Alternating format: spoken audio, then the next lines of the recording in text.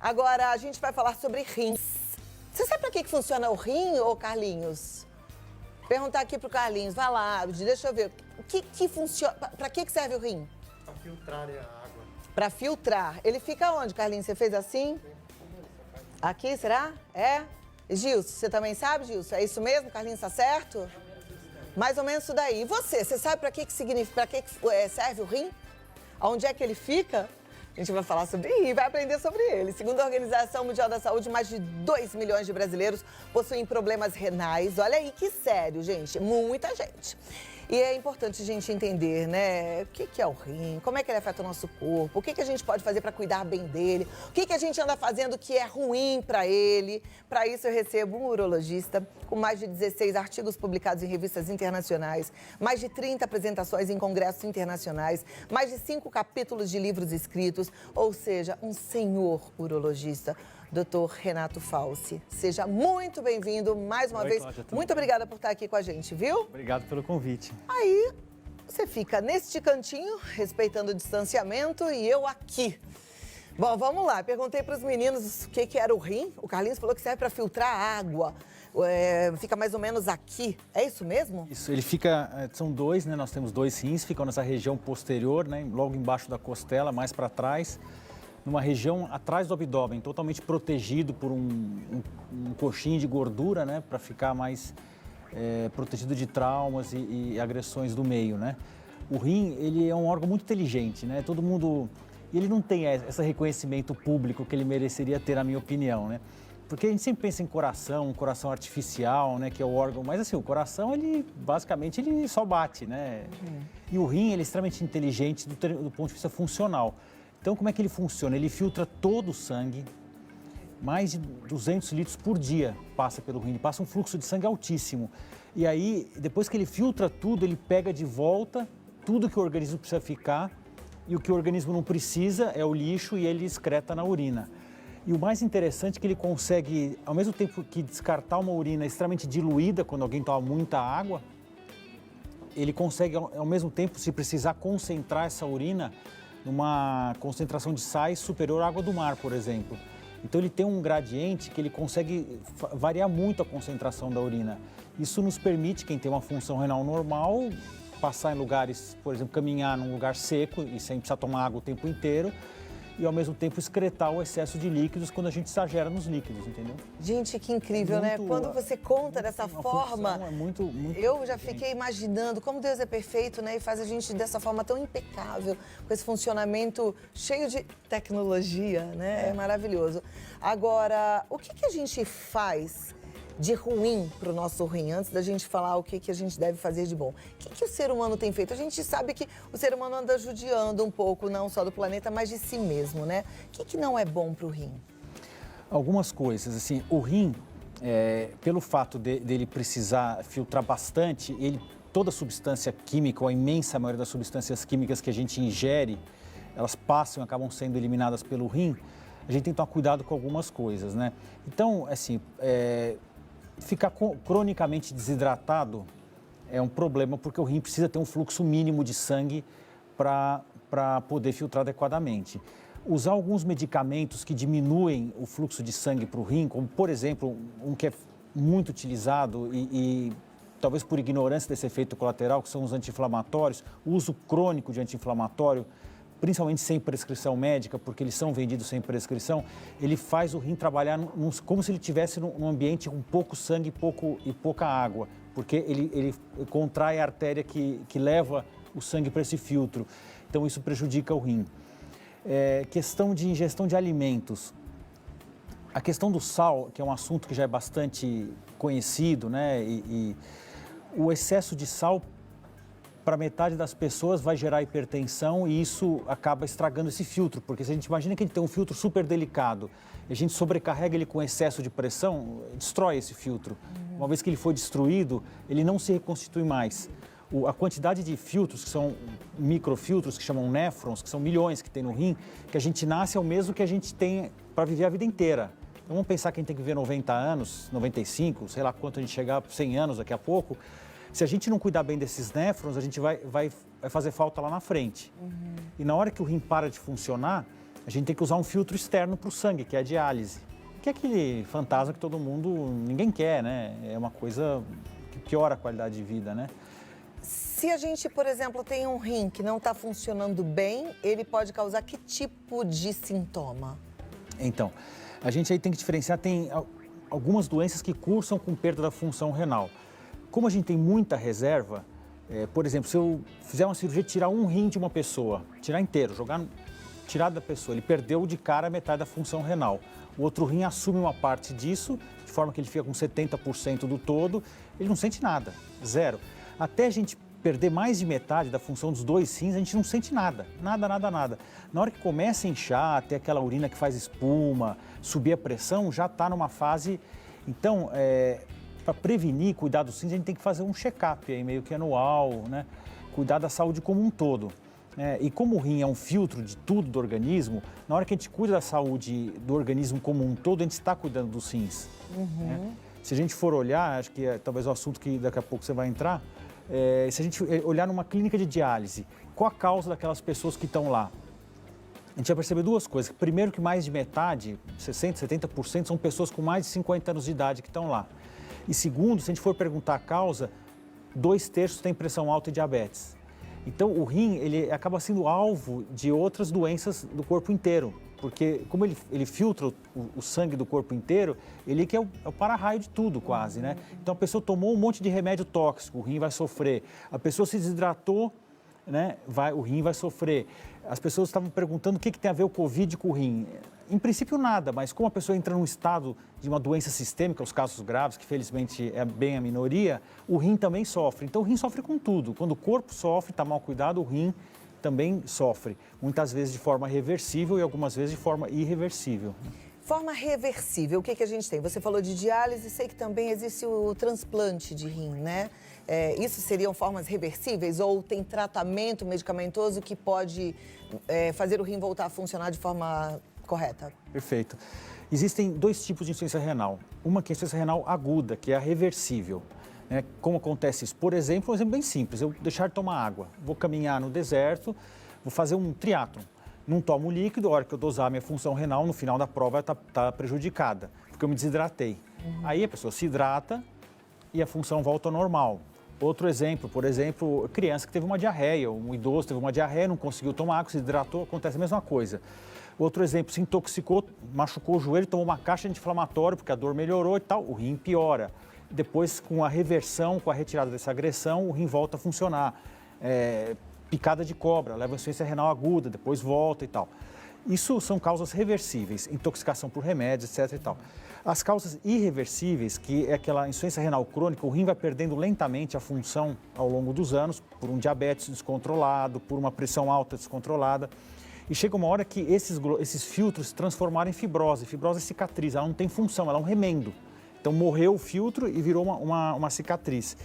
E a hora que isso chegar em 10% da função renal total, ela perdeu 90%, sobrou só 10%, isso é incompatível com a vida.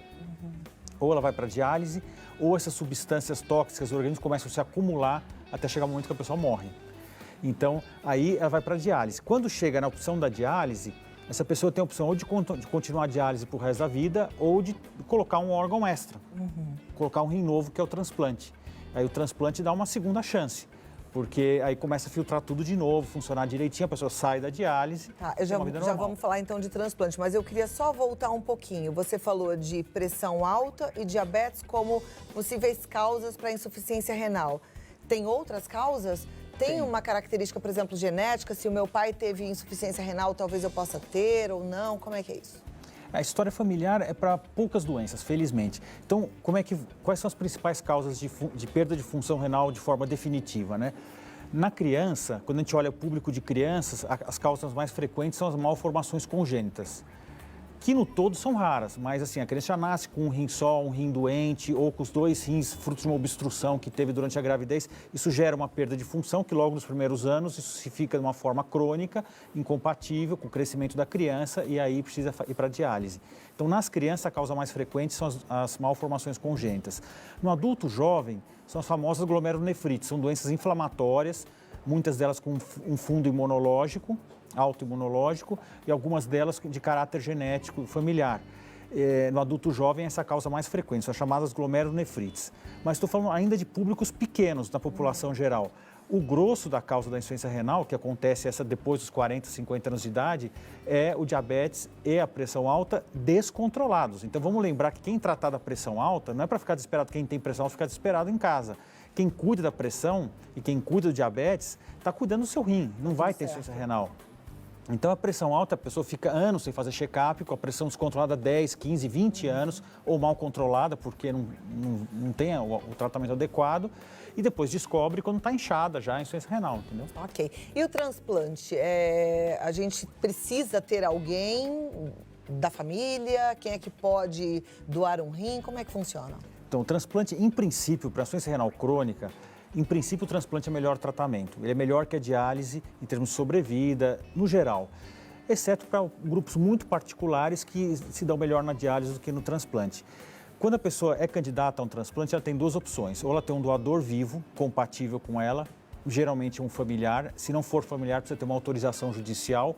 Ou se não tiver um doador vivo ou não quiser ter um doador vivo, ele entra numa lista para os doadores de pessoas falecidas, né? Então, o Brasil é bem conservador em relação aos critérios de morte encefálica, né? Depois que o paciente tem morte encefálica, os órgãos podem ser retirados para doação, isso tudo é bem previsto dentro da ciência, dentro da ética, e a pessoa entra numa lista única e a fila vai andando, vai andando conforme o tempo de chegada e conforme a compatibilidade. Chegando a vez dele, ele recebe esse rim. Tá, ok. E risco de complicação? O transplante, a gente tem uma comparação que é bastante, assim, didática, né? No primeiro ano, é igual reforma de casa, sabe? O primeiro ano, quem transplanta tem mais complicação do que quem não transplanta, porque tem a cirurgia, tem a imunossupressão que é mais alta no primeiro ano, tem uma série de complicações perto da cirurgia que a gente chama de perioperatório, né? Depois que passa o primeiro ano, é muito melhor quem transplanta do que quem está na diálise, quer dizer, ele começa a colher os benefícios do transplante. Vai ter mais qualidade de vida. Vai ter mais qualidade de vida. Então, hoje, a gente já tem lá no Hospital das Clínicas, que foi o pioneiro aqui no Brasil, a gente já tem transplantados com 40 anos, o mesmo rim. Então, é uma vida normal, entendeu? Bom, vou abrir espaço para você participar. Manda a pergunta no 11 9 50 45 18 40. Eu volto já. Segura aí um pouquinho. Mas eu vou já chamar algumas perguntinhas aqui na tela, tá? Então, pode soltar a primeira, gente? Vamos lá. Boa tarde. Tenho cálculo renal. Não como comidas muito salgadas e gostaria de saber se o cálculo vem de algum alimento ou é hereditário. O cálculo, a imensa maioria das vezes, é uma predisposição hereditária. É muito raro a alimentação ter influência na formação de cálculos. Quem tem cálculos se beneficia de duas coisas, genericamente falando. Uma, diminuir o sal na comida, né? Diminuir o saleiro, aquele sal extra que põe. As comidas já vêm com bastante sal, no mínimo do mínimo. Segundo, aumentar a ingesta de líquidos, né?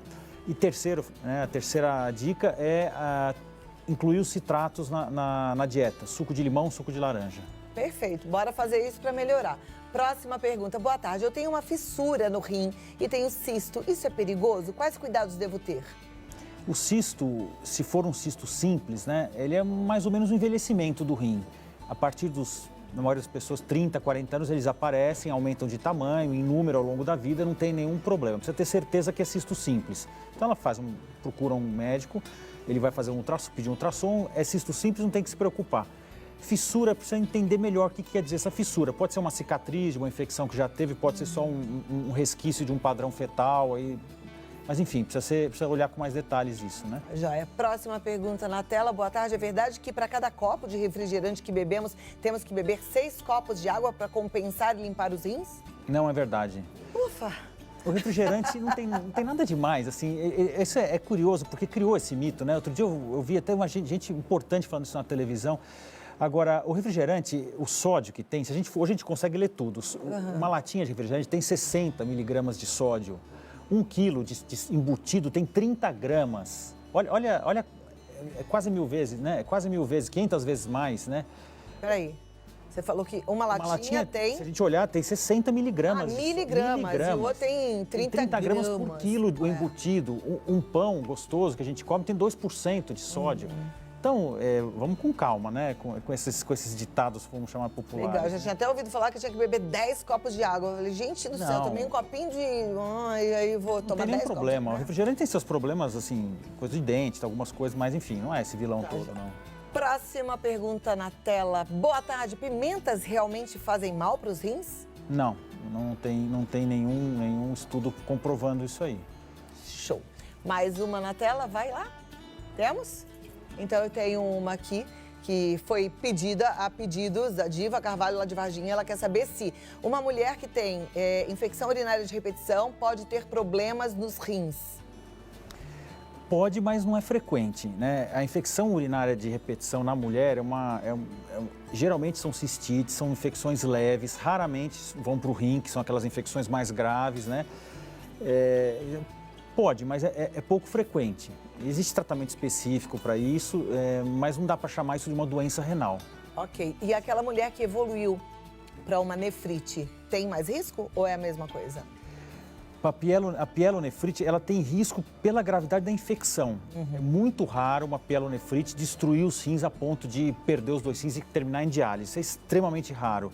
A gravidade da infecção do rim, ela se dá pelo próprio quadro infeccioso, uma ameaça à vida imediata pela infecção em si, né? Como pode ter uma pneumonia, uma outra infecção sistêmica, assim, né?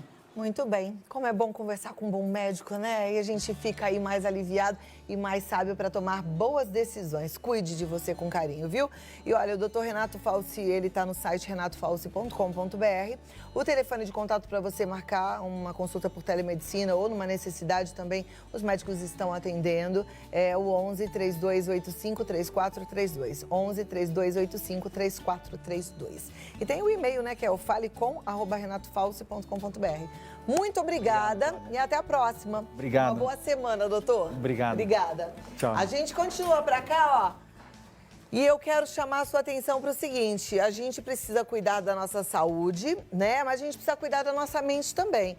E eu sei que muitas vezes você está com a saúde física em ordem, mas está com a saúde mental ruim, se achando péssima.